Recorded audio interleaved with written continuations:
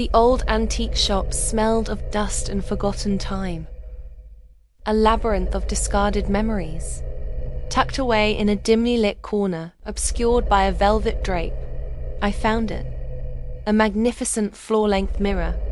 Its frame was a masterpiece of dark, carved wood, swirling with intricate patterns of vines and forgotten faces. I couldn't resist. Dragging it home felt like a victory. A secret treasure unearthed just for me. I placed it in my bedroom, where it seemed to drink the light from the room, its surface holding a depth that felt almost liquid. For a while, it was just a beautiful object, another piece in my collection of oddities. But soon the strangeness began. It started with small things. A flicker of movement in my peripheral vision as I passed by. My reflection would sometimes lag a fraction of a second behind my own movements. A disquieting delay that made my heart stutter. Then, it became more deliberate.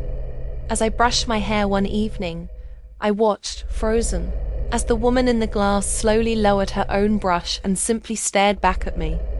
Her expression was blank, but as the days went on, a subtle, sinister smile began to play on her lips, a chilling curve that never quite reached her cold, watchful eyes. My own reflection had become a stranger, an imposter wearing my face. Panic began to set in, a cold dread that clung to me like a shroud. I tried to avoid the mirror, covering it with a sheet, but an unseen force seemed to pull the fabric away whenever I left the room. One night, I was startled awake by a soft scratching sound. My gaze was drawn irresistibly to the mirror. There, in the silver depths, I saw her, my reflection, standing perfectly still. But she wasn't alone. Looming behind her, a tall, gaunt figure made of pure shadow took shape.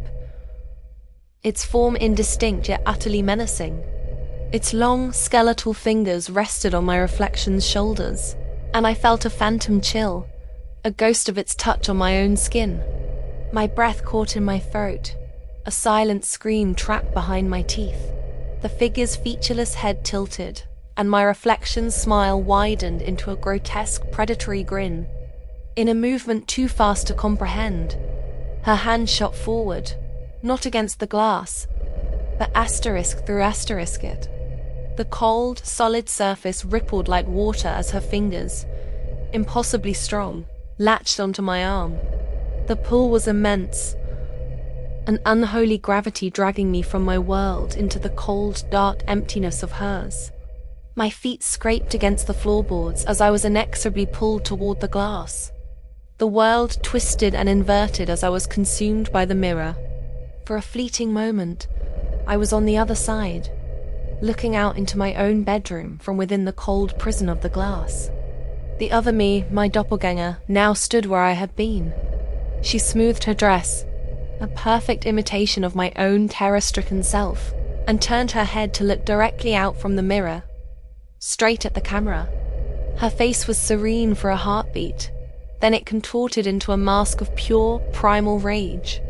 With an ear-splitting shriek that tore through the silence, she lunged forward, her mouth open in a silent, terrifying scream, rushing to shatter the final barrier between worlds.